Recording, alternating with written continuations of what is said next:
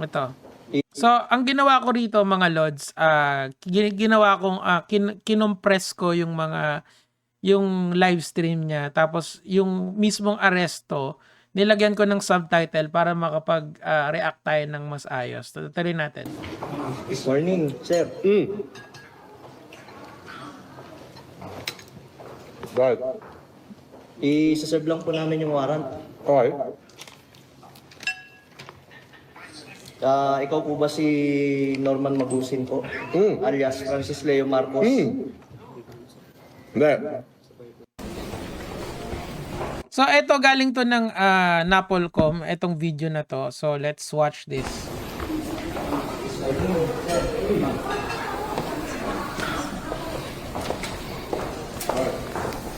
I-serve lang po namin yung warrant. Okay. Ikaw po ba si Norman Magusin po? Alias Francis Leo Marcos? Hindi. Gusto Alias niya, Francis Leo Marcos? Hindi. ito yung karoktong nun eh.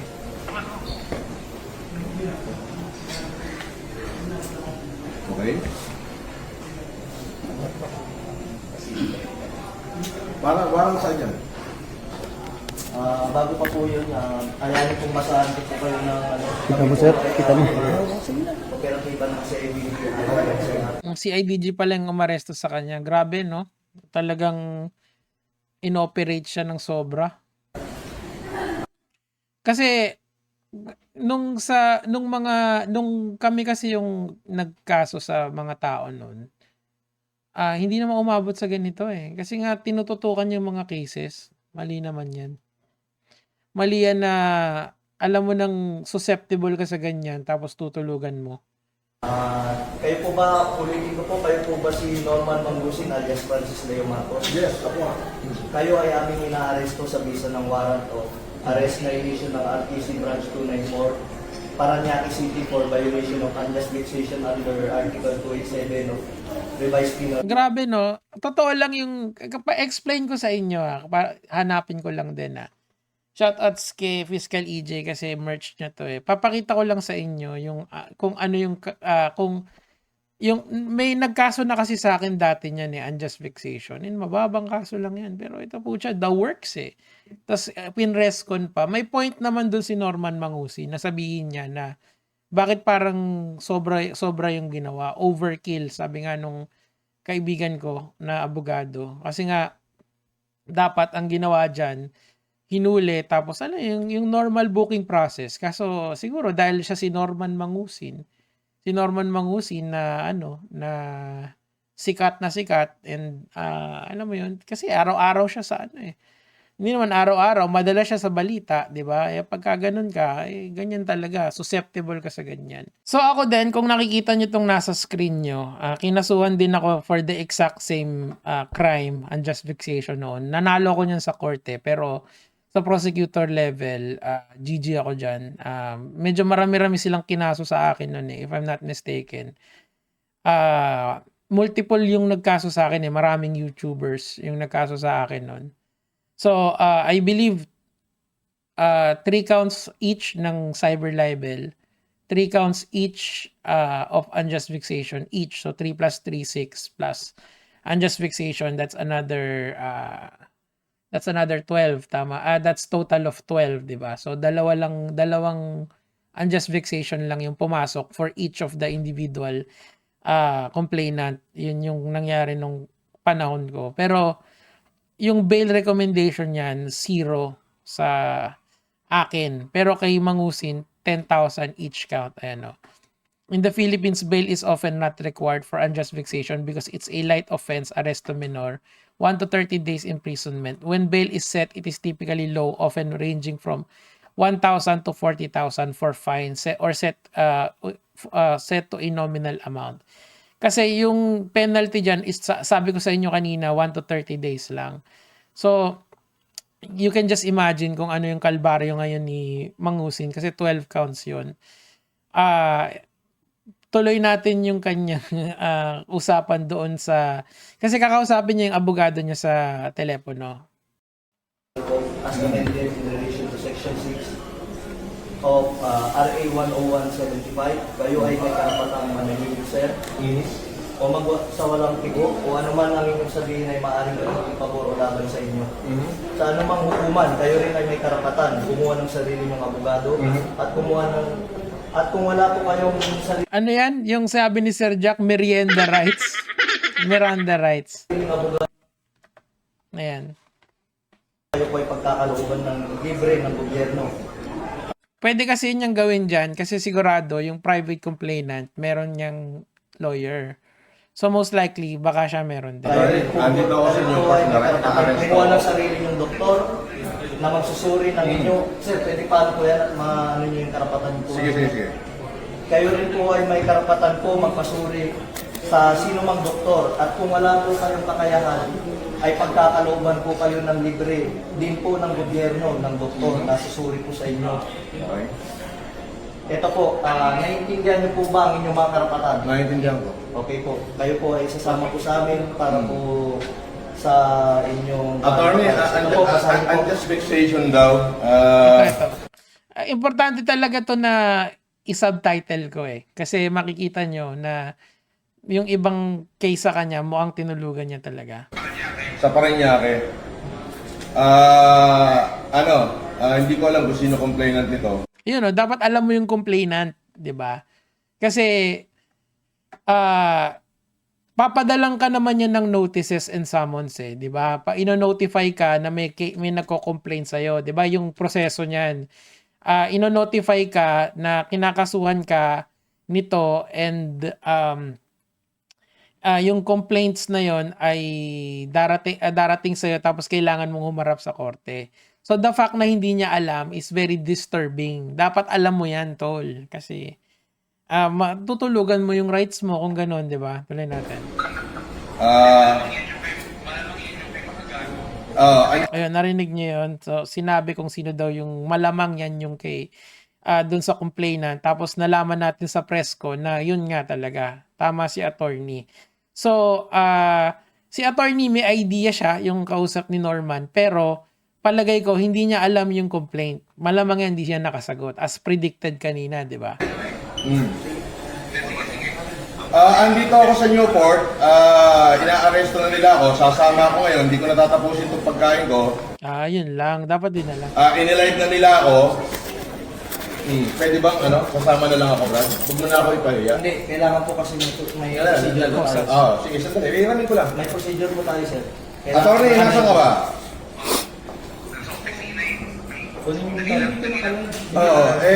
Kailangan bilan nyo na ako rito.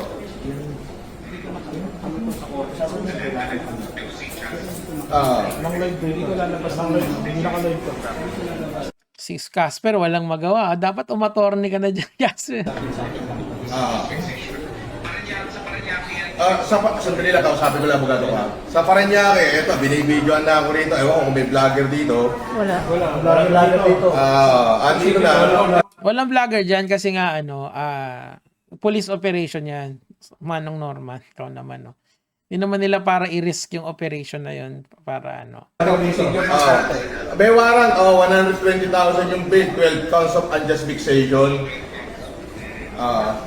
Ang laki nun, ha? Hindi, siguro kasi in relationship to cybercrime. Yung sa akin kasi nung araw, unjust vexation lang, yung plain and simple. Ano? Paano to, attorney? Andito naman pala, tinitigilan pa kami.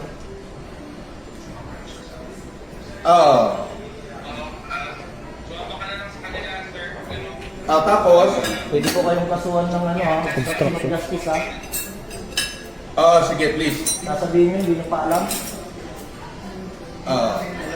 Binabawalan nyo kami mag-video, pero pwede ka lang mag-vlog. Pwede ba yun? Bawal ka sa... Sir, sino daw pwede contact person dito? Sa pag-video naman, sir.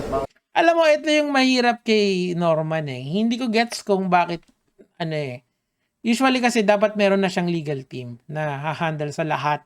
As in, kaso ang bayad kasi sa legal team, depende. Dapat sa kanya, wholesale. Kasi maraming nagkakaso sa kanya eh.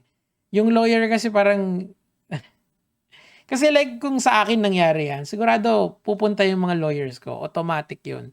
Or meron agad akong representative sa akin para alalayan ako dun sa proseso ng bail. Kasi mahirap yan, ganyan, ikikita mo wala siyang kasamang abogado, anong ginawa sa kanya, dinala siya agad sa press con. Di ba, pansin nyo, si Keboloy, di ba, nung pinreskon siya, nakatakip yung muka, nakabalot na balot sila, di ba? Kasi matter of rights mo kasi na ano na yung mga ganun eh. So sinasabi ko lang parang kulang talaga sa nag-a-advise sa kanya. May nagtanong sa akin kung kaso ayoko din kasing sumama doon sa ano niya sa circle niya kasi parang kung ano yung naisipan nilang gagawin nila. Hindi naman tama yung ganun eh. Alam mo yung kasabi na just because you can doesn't mean you should. Minsan kasi ganun eh, yung bang pipigilan mo yung sarili mo gawin yung isang bagay. Kahit na gigil ka na. Yun kasi yung problema sa kanya eh, palagay ko eh, na kaya nalalagay siya sa mga ganitong alanganin na sitwasyon. Alam niya nang ang kinakasuhan siya, hindi pa siya nag-iingat, 'di ba? Okay lang sana kung personal yung laban eh. Hindi na kasi personal siya eh. Involved na yung government. That is something na you should be terrified of. Kasi yung resources ng gobyerno, grabe talaga 'yan. Hindi niya naman pwedeng isabihin na para siyang sila Casper na kasi si Casper at least masasabi pa niya na wala akong trabaho, indigent ako. So, makaka-access siya sa PAO, 'di ba? Anyway, this is such a trouble, napaka-laking trouble nito sa kanya. Good luck na lang. Sir, sa CIDG-NCR na lang, sir, sa Camp Crame. Nakasaad yun. Bawat CIDG-NCR so doon ako dadalhin sa CIDG-NCR Yes, sir. Camp Crame. Yun nga po. So dadalhin daw ako sa CIDG-NCR Camp Crame. Ay, hindi ba ganun yung process? Pag may warrant at meron din naman isang reliable knowledge. Doon daw ang office ng CIDG-NCR sa Camp Crame. Pwede namin pasukin. Wala makakapigil sa amin. Sir, yung warrant, sir, is all over the Philippines, sir. Nationwide daw yung warrant. Dapat meron, usually kasi may nasa e-war, pinapasok din doon sa e-warrant section eh. Dapat meron siyang, alam niya na agad dapat yon kung meron siyang matinong abogado na kakalabit sa kanya. Wala eh. Maayos mo yung coordination namin dito eh. Kaya nga Yun nga po, maayos hindi na. naman sa warrant yun eh. Oo. Pag may ganito operation at kailangan talaga i-video. We need to inform mo na si Paco. Oo. Kaya namin. Ganun po kasi yung process ni Paco. Opo, may process po. Pero yun nga po, may knowledge na po. At bibigyan sa history na ito po, Tapos after niyan, sinama siya na sa press con. And mamamaya, i-content ko yung mismong sinabi niya, magre-react ako. Kasi may point naman siya doon. Ang problema, yung point na yon invalid na kasi nga wala siyang, hindi niya, tinulugan niya yung proseso simula pa lang eh. Narinig ka, ang makukuha kasi natin dito, hindi niya kilala kung sino yung nag-complaint sa kanya. Dapat kilala mo yon kasi nga papadalan ka naman ng summons eh. Like for example, yung mga YouTubers na hindi ako gusto or may nagkaso sa akin, alam nila kung saan ako hanapin. May bahay kasi ko, hindi ako palipat-lipat eh. Alam nila kung sino yung mga lawyers ko, di ba? So, I'm just saying sa inyo na etong mga ganito, it's really not a laughing matter. Yung mga ganitong bagay na yung magko-content kayo tapos magbabardagulan kayo. Kasi it could be the case na hindi kasi nawawala yung liability nyo. Kahit na alam nyo lahat ng ginagawa nyo, yung liability pa rin nandun. Dito sa kanya Diyos ko Lord, talagang nandadamay pa siya ng ibang tao, 'di ba? Na hindi naman siya inaano